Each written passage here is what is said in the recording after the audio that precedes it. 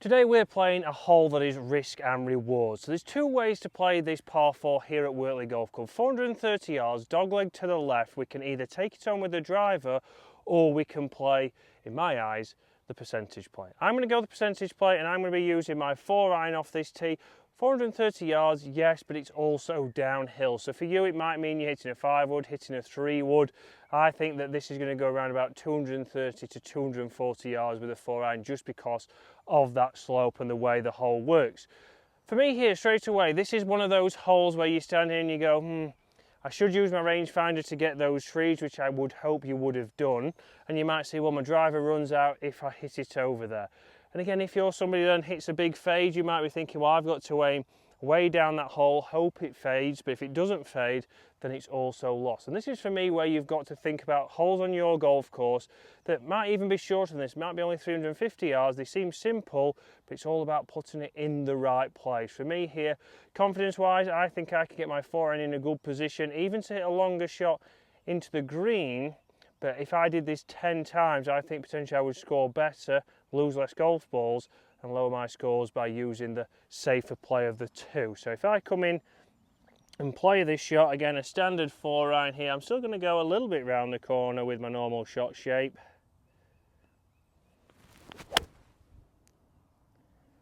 And you can see there, a good launch, turning round that corner, and that should be in the fairway.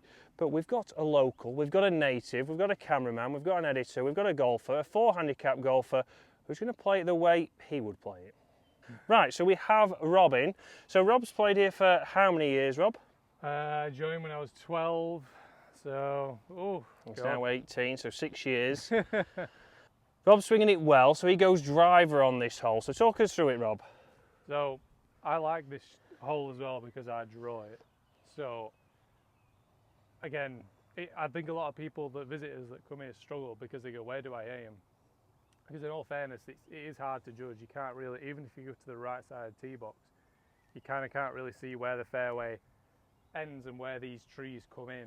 So unless you've played here before, you don't really know the line. So for me, if you would sit between 250 and 300, you want to be at the top of this little bulge at the top of the tree there that's coming out. That's your ideal line. Anything left of that, you're bringing the trees and the out of bounds into play, and any far right of that, you're bringing the trees on the right into play. So I always say to people, just go over the top of this tree, and if you hit it, whatever shape you do, as long as it finishes over that line, you're fine. But I think people get encouraged to kind of aim straight, and then they might hit a good drive really straight, but it'll end up in the trees because, they've not taken the direction of the fairway into consideration. So I think it's all about, having played here before and knowing what line to go on.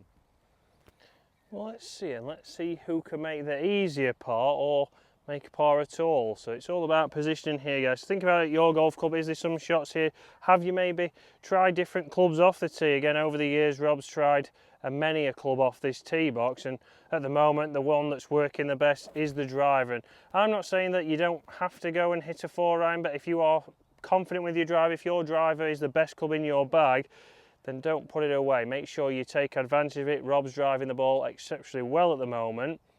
Because I used to hit 2-iron off here, but a lot of the time if I didn't get the 2-iron right, I'd have another 2-iron in, and even if I did get it right but didn't get the line right, I'd be in those trees. So I just thought I'd rather be as far as I can in those trees with driver than if I was to hit a 2-iron. So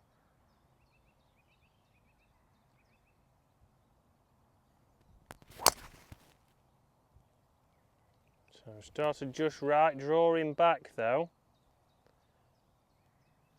I lost it in the air. Is it okay? Yeah, it started right of that, but it was certainly turning, so it might be on the edge of the trees. All right. But Well, that's best case scenario then, because if I've not got it 100%, at least I've still got, hopefully less than 150 in, I'd say. So he hopes just less than me. Let's go and have a look. So as we come around the corner on this hole, we can see mine right there, position A. So looks to have got a long way down there. We've got the 150 marker, which I think Rob's is close to. So guys, 240 yards off the tee there, so in the middle of the fairway. But if we look here, we can see obviously how severe that slope is. So certainly ran all the way down there, and this is where you need to know obviously what these holes are doing. And we know if you're visiting somewhere, it's not always easy, but if it's your home golf club, start to know that you can get a lot of run there. For me now, I've only left myself 190 yards downhill. It's playing around about 175, so I've only got a 7-iron in, so you think from a 430 yard hole you'll be certainly happy with that.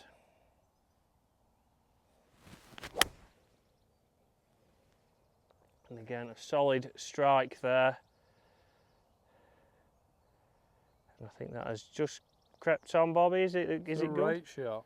It's a fantastic shot from Bobby. So you see there, I've not had to actually try that hard. I've not had to smash my driver and try and get the best. I've hit a relatively straightforward 4-iron off the tee, which for you might be a 5-wood, might be a 3-wood, but we can use the contours. And then from here again, you'd probably be hitting maybe a hybrid in, but you hitting a driver could bring in a lot of trouble. We might see that where we're going shortly. This is where we've ended up with the driver. So this is really good. it looks like he's found a gap right there, straight through there. So what's the plan of attack, Rob? Well, I've got to beat you, so I'm going for it. Would I do it in a medal? I'm not sure. It's a small gap. So percentage play would be just to knock the ball out there, get yourself into the fairway, give yourself a chance, because this is stroke index 9, so the majority of golfers would get a shot here. Yeah. So what are you going to go from here, Bob? It looks like you've got a gap. There's a slither of a gap. I could chip out there, which is extremely easy, and then have a nice little shot in, but I also want to beat you on this hole, so I'm going to go for it, because you've hit one really good, so I need a par at worst. So very much like the everyday golfer, probably a lot of you watching get good at golf here. You're playing match play, you're going for glory, but don't forget most of you would get a shot on here. So knocking it out there, knocking it onto the green, especially for your medal score, to keep your scores down and improve your handicap, you want to take your medicine. Rob on this occasion is going for it. I'm going for it, and it might cost me. And if you see the camera move quickly, it's because it's firing straight back at us. Right. Commit to the shot.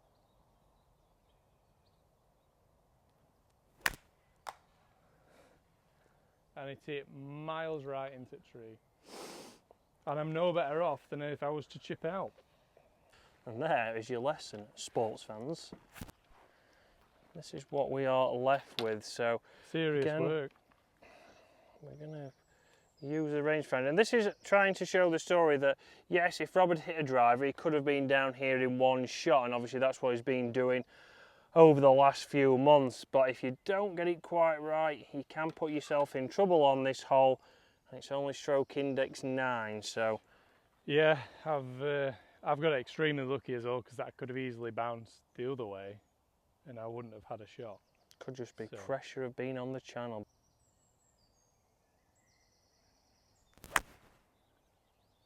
I'm not going to lie, I lost that straight into the sun. It's good. It's on there. I've got a putt for par. It's got a chance. Got a chance to half. Yep. Right, so 4-iron, 7-iron. We're around about 20 feet away, so we'd be inside tour average there, and Rob is around about 15 feet away. So again, a good chance for his par after striking that tree.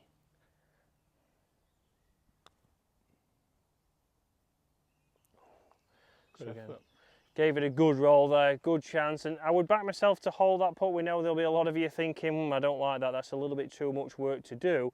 Let's see what Rob does. And Rob is also a coach here at Wortley. Bit of mental performance from Rob, and he will be coming onto our website soon, pending.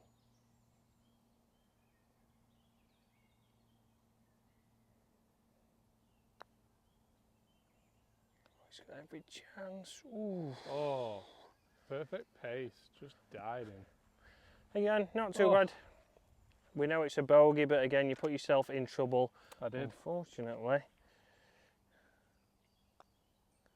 Nice. But that's a par. So 2 different ways to play that hole, guys. You have to think, what are you confident with the moment? If you are confident with your driver, then we're not saying put that away. Just make sure you pick your spot on those blind shots and make sure you've got the carry and you're going to put yourself in a good position to be able to hit the green. If you're not so confident with your driver and you want to play the percentage play, then think about maybe taking a safer line, using the contours like we have on here, and getting onto that green or getting close to the green in 2 more consistently. Plenty of options, guys, and we're going to be going through, like I say, the rest of the holes here at Wortley Golf Club with Rob. He's a mental performance coach, so for him it's certainly something that he thinks about when he's plotting his way around. How can he plot his way around the best? If you're confident with a club, then do trust that club, and hopefully we can help you get good at golf this year.